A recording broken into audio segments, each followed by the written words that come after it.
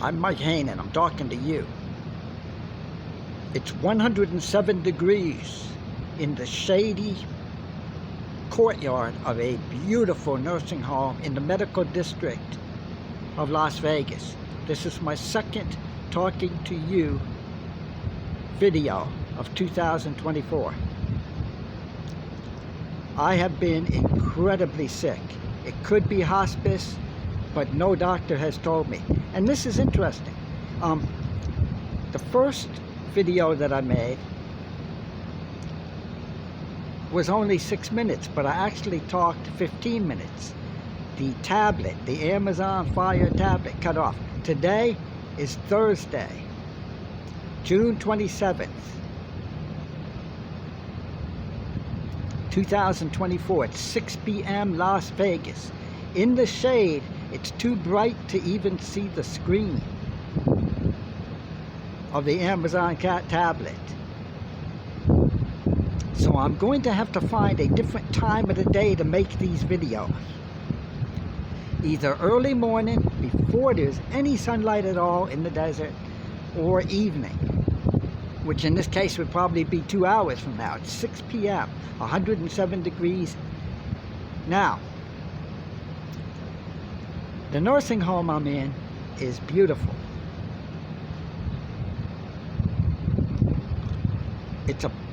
I'm grateful. I've tried I'm 70 years old and I could be dying of some form of cancer. My muscles are completely gone. I've lost 40 pounds, but I haven't gotten a diagnosis. The reason I mention this is my entire life for the past 60 years has been like this. The feeling that somebody was coming behind me. I talked about this in previous videos. I'm talking to myself. What label? What could they put on you? And then what do? They call people?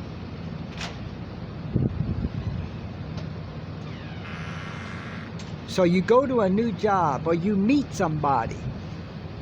I tried to walk away from Houston and be free in 1981. Couldn't do it. Immediately was told, you're being followed. You're not walking away out into the United States to be a free man.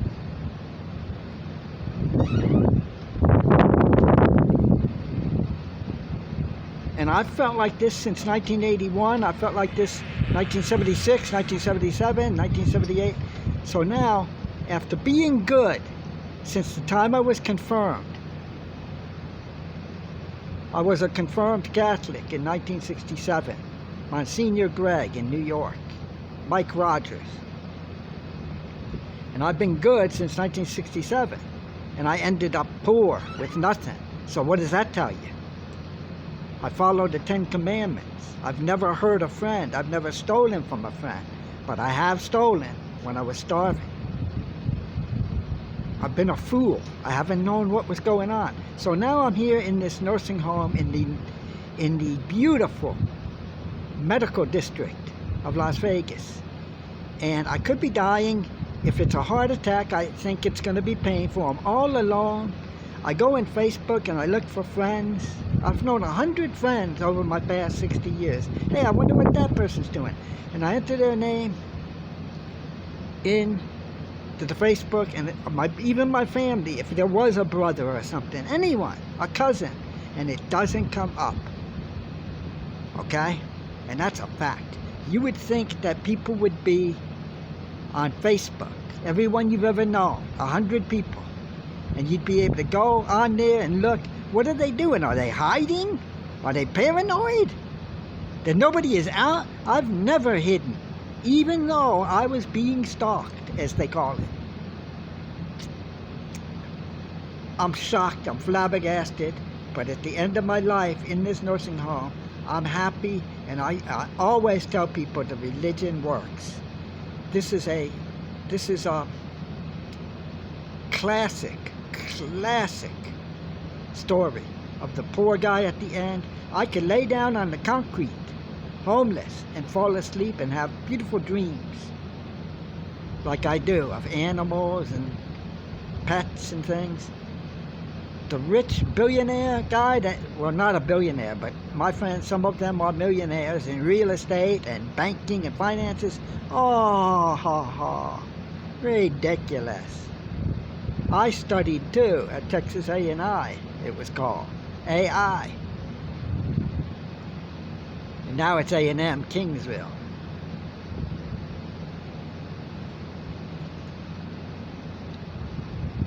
Those millionaires, they got to keep stalking me. What is it? Everywhere you go? Hey, you get a new job, you meet a new person, you're in with new. Hey, you know what he did? I don't watch TV, but I do monitor through the channels, especially back in the 90s. Watch 2-3 minutes and then decide this is crap. One of the shows that I watched was Seinfeld. And I watched it 2 minutes, 3 minutes, 4 minutes. And it was good because it didn't have a message in it. It was just comedy. So Seinfeld became one of my favorite shows. And that's the only thing I watched. The writer's name is Larry David, and he wrote something called Clear History. I think it was 2013, Clear History on HBO movie, but it might have been later. Larry David, and he talks about that, how you can't just leave.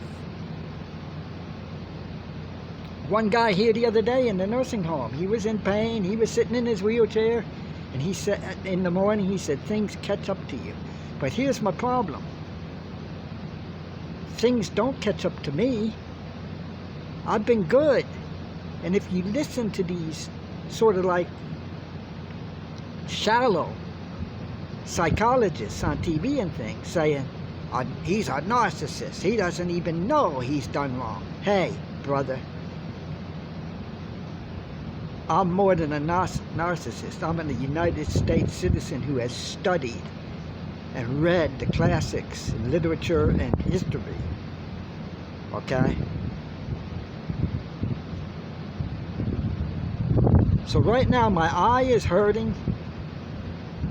My eye is hurting. I've got some kind of soap in it or something. It's very easy to be hurt in this situation. But I consider it a blessing to be here. I'm going to keep trying. I'm not going to give up. I'm crippled beyond belief. All my muscles are deteriorated. I want to get this, whatever this is, in my eyes out. It's 107, but it doesn't bother me in the shade. I can't see the screen to know if my video is being made or to know how long it is, because it can't be longer than 15 minutes on YouTube. The first installment of Talking to You talked briefly a little bit about the brothel in 1977 in Houston.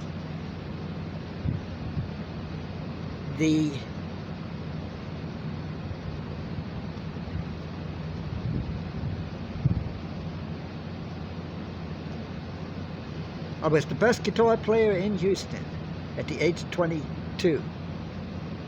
And, but I had not yet learned how to go on stage and perform live in front of people. I just walked away. I said, I'm not going to be around this. They call it human trafficking now. They would get a Mexican from the border and charge him, that's a lot of money, $500. And they would give him an apartment in the same apartments which were the brothel. And put 4 or 5 of them in there. And then my friend, the pimp, he was 5'5" and he was gorgeous. I was 5'6" and I was gorgeous. But I wasn't a psychopath. Now, he says, I'm going to open a janitorial service. And that's when I walked away. They were going to do indentured servitude. And that was even before I went to college. I didn't go to college till I was 27. And they were going to get that Mexican from the border, charge him $500. It's a couple of 100 miles from Brownsville to Houston. Give him an apartment, and then they were going to make him work downtown in a skyscraper, one Shell Plaza, for $2 an hour for my friend, the pimp. Human trafficking. than the sex trafficking, tricking the girl into sex and prostitution and videos. So what I was going to talk about, so when I say I was the best guitar player in Houston when I was 22 in 1977, the shallow, a very shallow psychologist and criminologist said, oh, they all say that. Delusions of grandeur. No, I'm afraid you better get your facts straight. I was the best guitar player in Houston. And I walked away and quit because the people around me were the most horrible, ugly people, and I turned to writing and became a good writer. I've written dozens of movies and TV shows that I can't even tell you the name of because my name is not on the credits. So the main issue with that shallow psychology is this. Everyone I knew, this is the secret. You want to know the secret? My brothers, my friends, everyone. They all wanted to be, and usually they'd have a drum set. I'm going to be a drummer. Phil Collins. They all wanted to be successful and famous so that they could be popular and have girls. Well, I was already popular. And try getting your facts straight before you start slandering people and saying they hate women and they punch prostitutes. I already had girls. I'm one of the most lovable people there is. A girl will want me in her bed all night. It's these hateful, what Tupac Shakur called jealous cowards all around you, and I'm a fool. I don't realize how much they so-called hate me. Hate means that they covet what I have. So that's the issue. I will try to get the stuff together as best I can. I'm on YouTube. It's tough, I'll tell you.